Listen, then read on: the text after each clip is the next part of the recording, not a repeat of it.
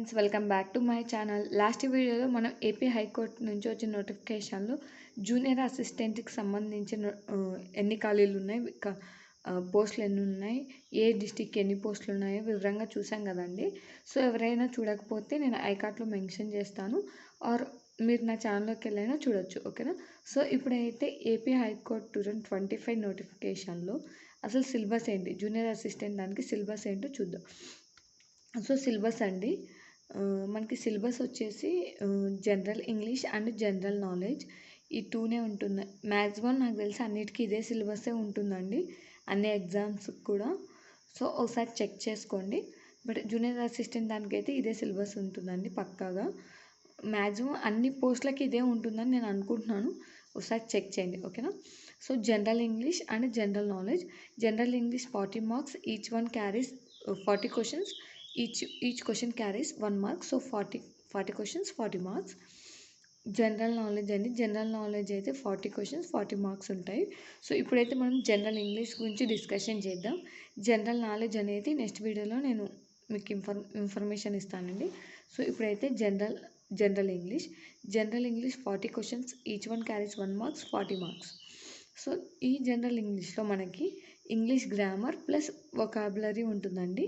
English గ్రామర్తో పాటు vocabulary కూడా ఉంటుంది. అసలు ఇవి ఎన్ని టైప్స్గా అడుగుతారు ఈ క్వశ్చన్స్ అంటే, మనకి 8 టైప్స్గా అనేవి ఈ క్వశ్చన్స్ అడుగుతారండి. 8 రకాలుగా క్వశ్చన్స్ ఉంటాయి. ఈ 40 మార్క్స్కి 8 టైప్స్లో క్వశ్చన్స్ అనేవి ఉంటాయి. అవి ఏంటో చూద్దాం. సో రీడింగ్ కాంప్రహెన్షన్ అంటే రీడింగ్ పారాగ్రాఫ్స్ ఉంటుంది కదండి. అంటే మనకు ఒక పారాగ్రాఫ్ ఇస్తారు, ఒక పారాగ్రాఫ్ ఇచ్చేసి అదంతా చదివి కింద ఒక 1 to 5 క్వశ్చన్స్కి ఆన్సర్ చేయమని చెప్తారు. 5 క్వశ్చన్స్ పక్కాగా వస్తాయి. సో 5 మార్క్స్ అండి. సో ఈ పారాగ్రాఫ్ చదివి ఈ 5 క్వశ్చన్స్కి అనేది మనం ఆన్సర్ చేయాలి. సో అదేనండి రీడింగ్ కాంప్రహెన్షన్. నాకు తెలిసి 10th ఆ ముందు అంతా మనం చేసే ఉంటాం కదా, సో ఈజీగానే ఉంటుంది.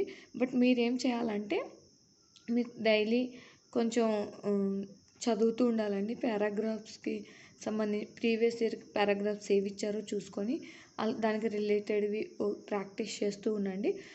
ఎందుకంటే ఇది టైం టేకన్ అండి. మీరు కొంచెం స్పీడ్గా చదవడం స్పీడ్ రీడింగ్ అనేది అలవాటు చేసుకుంటే సో కొంచెం తొందరగా అయిపోతుంది, మీకు అనేది టైం అనేది సేవ్ అవుతుంది. ఓకేనా? సో ఇది వచ్చేసి రీడింగ్ కాంప్రహెన్షన్ అండి, లైక్ రీడింగ్ పారాగ్రాఫ్ లాగా. ఓకేనా? ఇంకోటి వచ్చేసి ఎర్రర్ స్పాటింగ్. మనకి సెంటెన్స్ ఇచ్చేసి ఆ సెంటెన్స్ని ఆ సెంటెన్స్లో ఎక్కడ ఎర్రర్ ఉంది అంటే ఈజ్ అని ఇవ్వాల్సిన చోట యాన్ అని ఇవ్వడం, కానీ ఆన్ ఇవ్వాల్సిన చోట యాన్ ఇవ్వడం, కానీ యాన్ ఇవ్వాల్సిన చోట ఈజ్ కానీ అలా ఇవ్వడం ఎర్రర్ స్పాటింగ్ అండి. ఏదైనా మనకు ఒక సెంటెన్స్ ఇచ్చి అక్కడ ఎక్కడైతే రాంగ్ ఉందో అది ఫైండ్ అవుట్ చేయమంటారు. క్లోజ్ టెస్ట్ అండి. క్లోజ్ టెస్ట్ అంటే మనకి ఇప్పుడు ఒక పారాగ్రాఫ్ ఇస్తారండి, పారాగ్రాఫ్ ఇచ్చేసి అక్కడక్కడ బ్లాంక్స్ అనేది వదిలేస్తారు. సో ఆ బ్లాంక్స్లో మనం ఏం మనం ఫిల్ చేయాలి. సో అదేనండి క్లోజింగ్ టెస్ట్ అంటే, ఆ టైప్లో ఉంటుంది. ఇది కూడా మనం 10th ఆ ముందు చేసే ఉన్నాం కదండి, సో ఈజీగానే ఉంటుంది. బట్ మీరు అనేది స్పీడ్ అనేది పెంచుకోవాలి. స్పీడ్ పెంచుకోవడం వల్ల మీకు ఎగ్జామ్లో తొందరగా అయిపోవడానికి ఛాన్స్ ఉంటుంది అండ్ అన్ని క్వశ్చన్స్ కవర్ చేయడానికి మీకు ఛాన్స్ ఉంటుందండి. ఓకేనా? నెక్స్ట్ వచ్చేసి 4th టైప్ వచ్చేసి para jumble, sentence jumble or odd sentence. అంటే మనకి ఒక పారా ఇచ్చేసి దాంట్లో అది ఒక 4 to 5 లైన్స్ ఇచ్చేసి అది ఇప్పుడు స్టార్టింగ్ 1 లైన్ వచ్చేసి స్టార్ట్ చేస్తారనుకోండి, అది సెకండ్ లైన్ వచ్చేసి 3rd 4th ఇలా ఉంటాయి. అవన్నీ ఆర్డర్లో పెట్టాలి. అంటే మనకు ఒక 5 లైన్స్ ఇచ్చేసి అది ఒక పారాగ్రాఫ్ లాగా ఎలా అరేంజ్ చేయండి అంటే కరెక్ట్గా అరేంజ్ చేయండి. 1 తర్వాత ఏమొస్తుంది, 2 తర్వాత ఇలా సెంటెన్స్ ఇచ్చి ఈ సెంటెన్స్ అనేది కరెక్ట్ ఆర్డర్లో పెట్టండి. అది పారా జంబుల్ చేసి ఇవ్వడం. సెంటెన్స్ జంబుల్ అన్నదే అండి. ఆడ్ 1 అవుట్ అంటే ఇలా 5 to 6 లైన్స్ ఇచ్చేసి ఈ 6లో 1 అనేది ఆడ్ 1 అవుట్ ఉంటుంది. సో అది మనం ఫైండ్ అవుట్ చేయాలి. అదండి ఆడ్ 1 అవుట్ అంటే. ఇవన్నీ సేమ్ లాగే ఉంటాయి. నెక్స్ట్ వచ్చేసి fill in the blanks, sentence completion and or para completion. చెప్పాను కదండి ఇందాక క్లోజ్ టెస్ట్, ఈ ఫిల్లింగ్ ద బ్లాంక్స్ సేమ్ లాగే ఉంటాయి కొంచెం. సో పారాగ్రాఫ్ ఇచ్చేసి అక్కడక్కడ గ్యాప్స్ వదిలేస్తారు. సో అవనేది మనం ఫిల్ చేయాలి. ఓకేనా. నెక్స్ట్ వచ్చేసి 6th టైప్ వచ్చేసి సినానిమ్స్ అండ్ యాంటోనిమ్స్. సో నానార్థాలు పర్యాయపదాలు అంటారు కదా, సో అలాంటివండి సినానిమ్స్ అండ్ యాంటోనిమ్స్. ఓకేనా. నెక్స్ట్ వచ్చేసి ఇడియమ్స్ అండ్ ఫ్యాసేజెస్. జాతీయాలు అంటారు కదా, ఫ్యాసేజెస్ ఇడియమ్స్ అండ్ ఫ్యారేజెస్. ఓకే, జాతీయాలు.